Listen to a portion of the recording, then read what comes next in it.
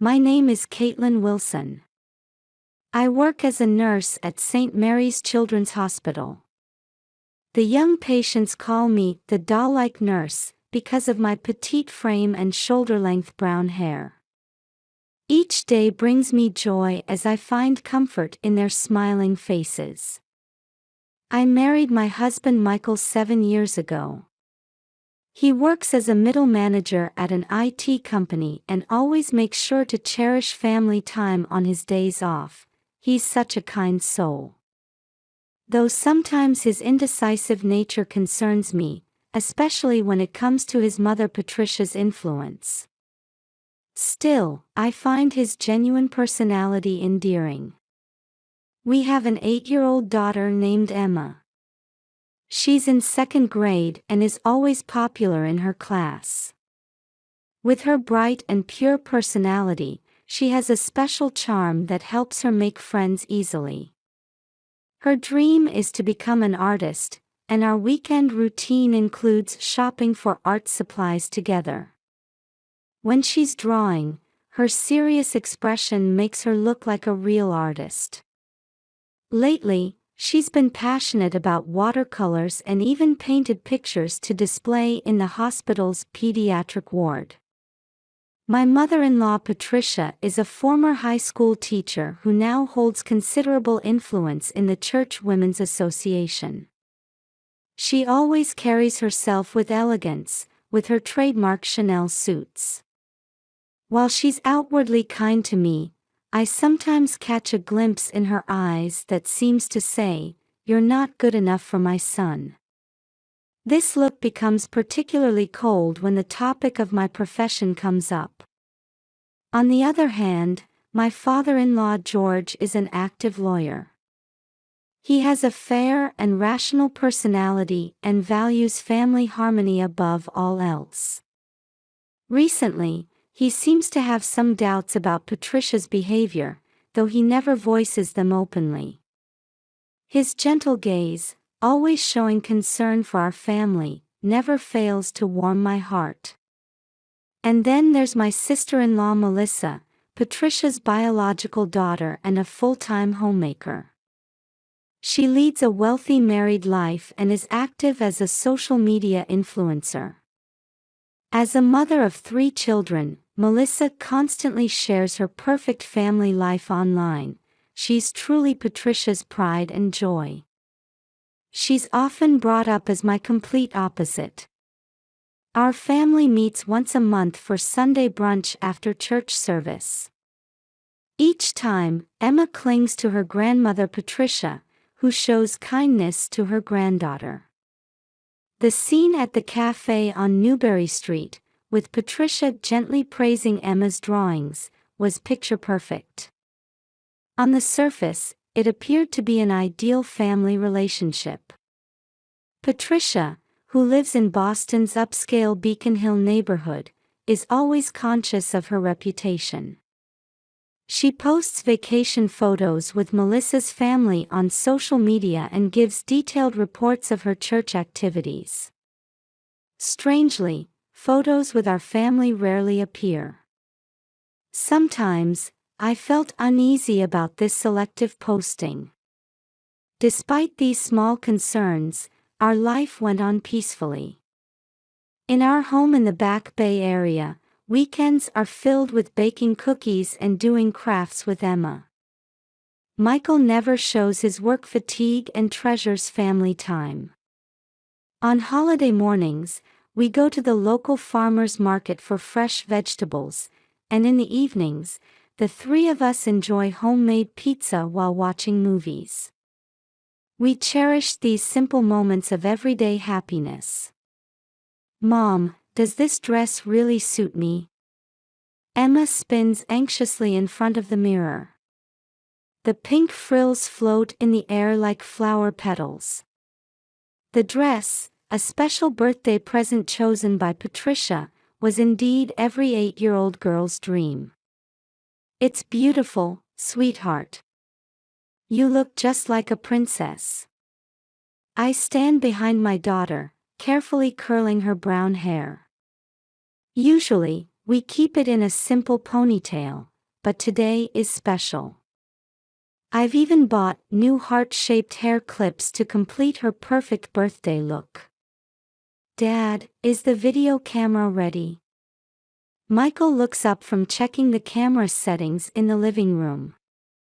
Batteries fully charged. Ready to capture every moment of today's star.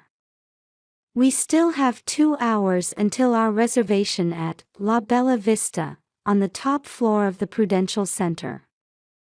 This upscale Italian restaurant, with its panoramic view of Boston, was Patricia's choice. Emma had been proudly telling her friends at school about it. I wonder if Grandma is getting ready now. Emma murmurs while looking out the window. Melissa's children are coming too, right? I nod with a smile. Unusually, Patricia had been enthusiastic about preparing this birthday celebration. Let's all celebrate together, she had said, taking care of all the reservations and arrangements. Usually, she only paid attention to Melissa's children's birthdays, but this time was special. I was genuinely happy about this change. Shall we head out? At Michael's voice, my daughter and I finish our preparations. Putting on new pumps and grabbing my favorite shoulder bag. The birthday presents have already been delivered to the restaurant. Under Patricia's direction, everything from the cake to the flowers had been arranged. The spring streets of Boston were wrapped in an elegant atmosphere. Cherry blossoms in full bloom decorated the streets, with a gentle breeze blowing. Emma gazes out the car window, her excitement building for the birthday party ahead. Look, I can see the Prudential Center. Emma's voice bounces with excitement. The restaurant on the top floor of the skyscraper offers views all the way to Boston Bay. We leave the car with valet parking and step into the elevator. Emma, looking slightly nervous, tightly holds my hand. Your reservation name, please. Having reached the top floor, we're asked at the restaurant's reception. Patricia Wilson's reservation for 6 people at 6 o'clock. The receptionist checks the reservation list and shows a slightly confused expression. I'm sorry, but I don't see that name in today's reservation list. My heart stops for a moment. Please wait while I double-check. Michael takes out his phone and starts calling Patricia. There's no answer. Emma looks up at me anxiously. Mom, why aren't Grandma and everyone here? 15 minutes pass. The restaurant staff apologetically offers us seats in the lobby. The frills on Emma's dress seem to be wilting gradually.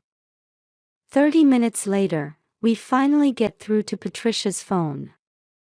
The voice coming through the speakerphone sounds oddly cheerful. Oh, was that today? A light laugh. In the background, we can hear waves and lively party music. Patricia, what's going on? My voice trembles. Emma clutches my skirt tightly. I'm so sorry.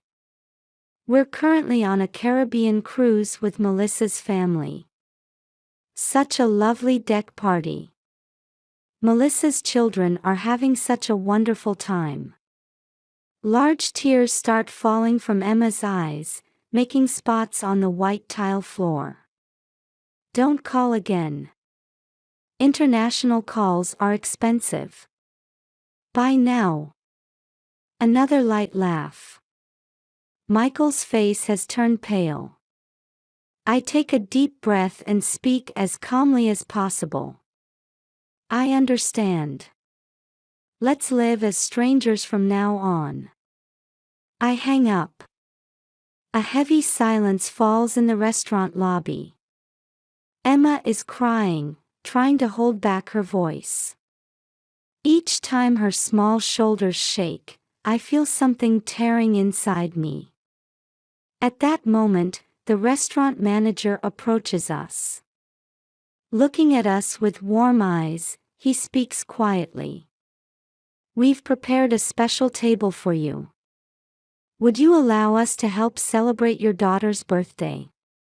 A lovely window-side table with the best view. Through the manager's thoughtful arrangement, they'll even serve the cake we had ordered. Emma, though still occasionally sobbing, slowly begins to lift her face. Michael gently strokes our daughter's hair. "Dad and Mom are here with you. Let's make this a special day for just the three of us." Seated at the table, the waiter lights the candles. The flickering flames reflect in Emma's eyes. "Tonight, we'll create new birthday memories, just the three of us." As I made this resolution, my phone started vibrating. A message from Patricia. I silently deleted it. 3 days later, a single photo posted on Melissa's Instagram began to create quiet ripples. On the deck of a luxury cruise ship, Patricia is smiling, raising a champagne glass. The posting time was that very night. In the comments section, Church Women's Association members expressed their admiration. "What a lovely family vacation. Melissa's children have grown so much." But there was one comment. "Patricia, wasn't this Emma's birthday?"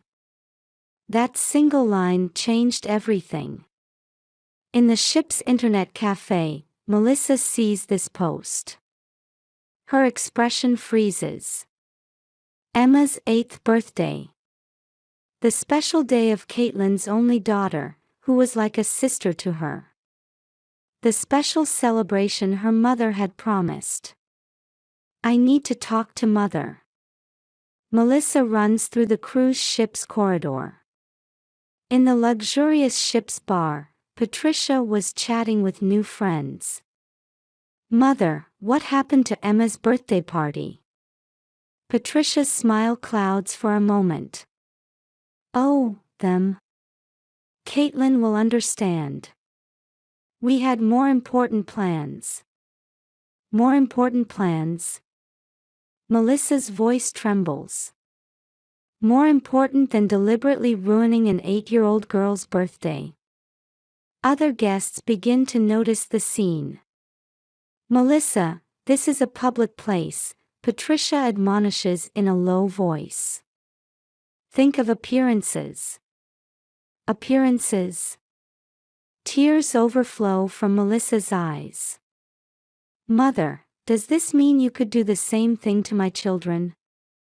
Are you capable of breaking promises so easily when it's inconvenient?" On the top deck of the luxury cruise ship, against the backdrop of gentle Caribbean waves, a fierce argument between mother and daughter echoes. Passengers with smartphones discreetly record the scene. "Melissa, calm down." "No, I can't stay quiet anymore," Melissa says with a shaking voice. "Mother, you've cruelly hurt Caitlin's daughter, who's like my sister. This can never be forgiven. Those people." "I'm cutting ties," Melissa's voice rings across the deck. "I won't let you see my children anymore. I don't want them influenced by such a grandmother." Those words, along with smartphone videos, begin circulating on social media. In Boston's church community, Patricia's reputation plummeted overnight. After Sunday service coffee hour, no one approaches her regular seat. She's asked to voluntarily resign from her important positions in the Women's Association. Then, father-in-law George delivers the final blow. In the study of their Beacon Hill mansion, after 30 years of marriage, George opens his mouth heavily. "In 30 years of marriage, I've never been so disappointed. Outside the window, early summer rain falls quietly. It was just a prank, Patricia attempts to excuse herself. You're overreacting. A prank? George's voice rumbles low, deliberately crushing an 8-year-old child's heart. On the desk lies a stack of divorce papers, prepared by George's lawyer colleagues. George, you must be joking. Patricia's voice rises.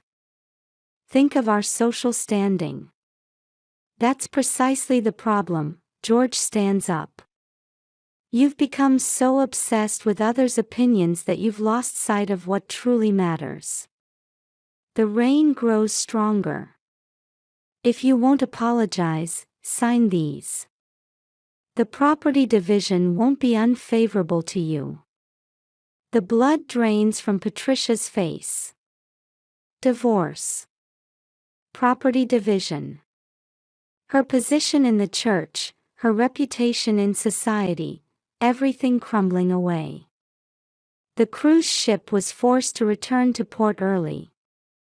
Upon return, Patricia was met with cold stares. Former friends began avoiding her. Melissa's final message read, "Mother, your actions betrayed our entire family. Even I, your own daughter, can no longer trust you. Please reflect deeply on this."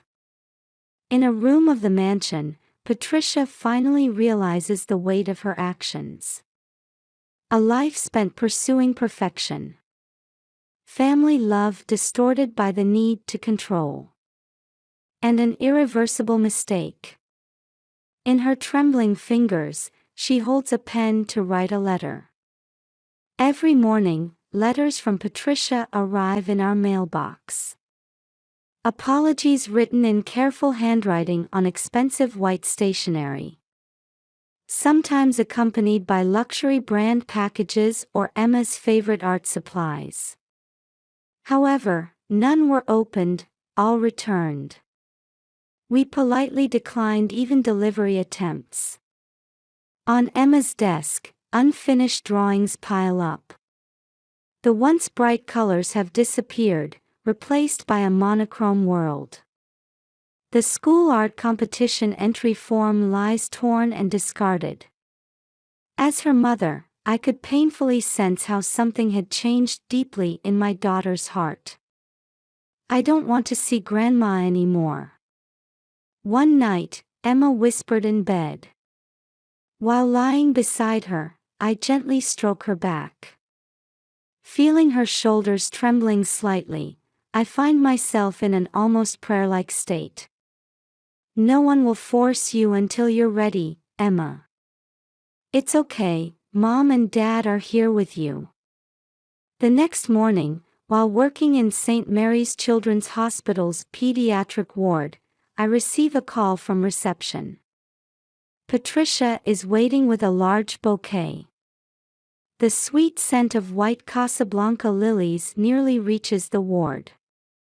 I'm sorry, but please leave. At my words, Patricia nods with tears in her eyes. She looks like a different person from the dignified woman she once was. Instead of her expensive Chanel suit, she wears a simple dress.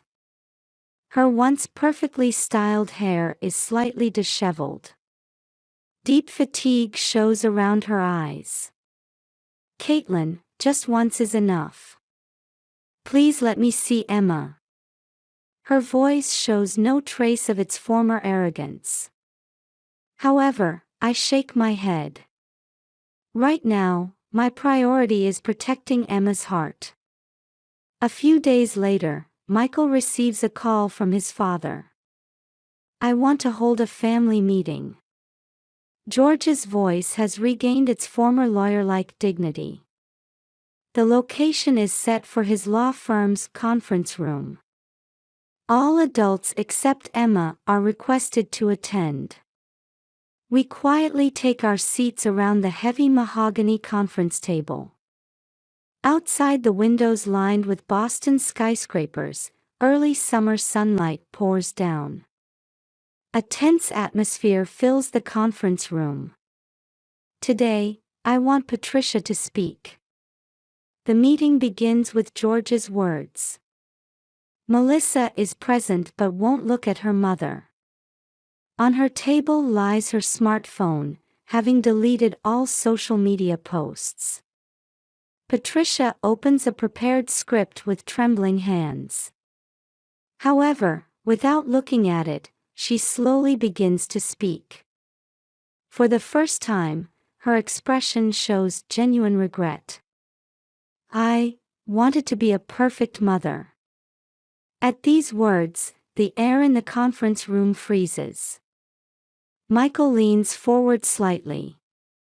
For Melissa, I wanted to provide a life without any wants.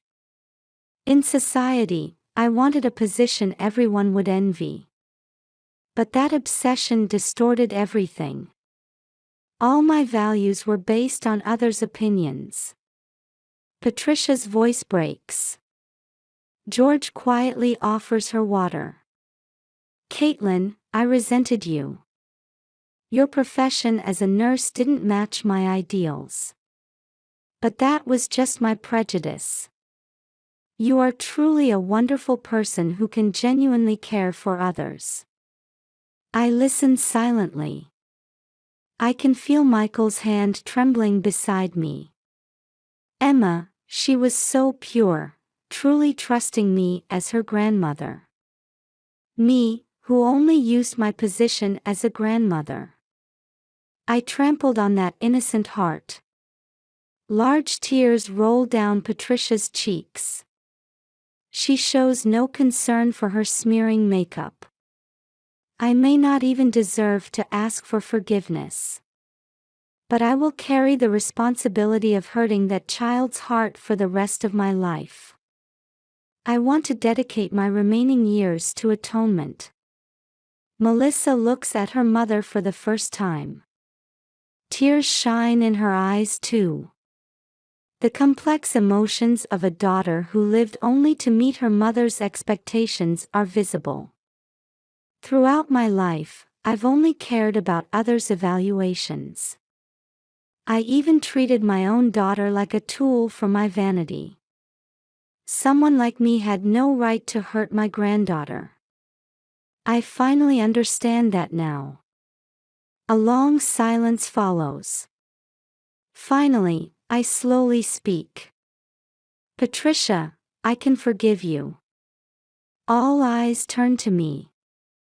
But it will take time to rebuild trust. Especially to heal Emma's wounds. She has nightmares every night. The memory of being betrayed by her beloved grandmother on her birthday is deeply etched in her mind. Michael continues my words. Mom, let's start over. But this time, not as a facade, but as a real family. For that, you need to change yourself. Patricia bows deeply. Maintaining that position, she whispers a small, thank you. Her back looks smaller than ever before. I have a proposal for concrete reconciliation steps. George takes out some documents. They outline a schedule for gradual relationship restoration. First, meetings with Emma will be limited until she's emotionally ready. Until then, only monthly letter correspondence is allowed. All direct contact and gifts must be approved by her parents. Patricia is also required to attend regular counseling. Melissa states she needs more time to repair her relationship with her mother. However, she's willing to participate in these discussions for Emma's sake. Her determination shows strength in seeking a new family dynamic. I will cherish this opportunity. Patricia's voice shows genuine humility for the first time. 6 months have passed since then. No one sees Patricia at church anymore. Her regular seat at Sunday service remains empty, and her former friends in the Women's Association carefully avoid mentioning her. The curtains at her Beacon Hill mansion remain drawn, and the lights of parties no longer shine. Still, real change has begun. Every Tuesday afternoon, Patricia volunteers at a senior care facility in Boston's suburbs. Her glamorous Chanel suits have been replaced by simple care uniforms, and her once perfectly styled hair is now tied back simply. Patricia's readings really warm my heart, the facility residents have begun to say. Her reading voice shows no trace of its former arrogance. Especially when reading children's books, her expression takes on a gentle glow. Once a month, Patricia visits her psychotherapist. In a stylish clinic room, she gradually confronts her inner self. "Now I understand how my obsession with perfection has hurt those around me," she quietly tells her counselor. On her lap lies a diary recording daily reflections. Its words show her determination to live a life of atonement. The relationship with Melissa remains a work in progress. Her once doted-upon daughter avoids direct contact. Her social media presence has lost its former flashiness, replaced by quiet reflections on true family values. "I've learned much from my mother's mistakes," Melissa writes on her blog. Her posts receive thousands of likes, but that's no longer the goal, just a byproduct. George and Patricia have chosen to live separately. Though divorce was avoided, George rents an apartment near his law office and lives there. Occasionally, they share quiet conversations as he watches over Patricia's changes. Perhaps this distance feels right for both of them now. And Emma's drawings are slowly regaining their color. Though not yet fully rainbow bright, soft watercolors are gradually spreading across her canvases. "Dad, Mom, I want to take classes at a new art school," Emma brought up one day. It's the same art school where Patricia secretly makes donations. Emma doesn't know, but her grandmother watches over her talent from afar. Once a month, brief visits are permitted. Patricia sits on a park bench away from Emma's elementary school. Avoiding direct contact, she can only watch her granddaughter smile from a distance. "Don't rush," I told Patricia. "Let's wait patiently for Emma's heart to heal." Recently, Emma mentioned her grandmother for the first time. "I wonder if Grandma has changed," she murmured while looking up at the sky on her way home from school. A faint light of memory flickered in her eyes. Michael has begun to face his mother bit by bit. Every Thursday evening, he briefly visits Patricia's house after work. The two are slowly starting honest conversations they've never had before. "Mom's perfectionism was binding us all. But now that she's aware of it, maybe we can build a new relationship," Michael told us. His words no longer showed uncertainty. Flowers still arrive weekly at St. Mary's Children's Hospital's pediatric ward.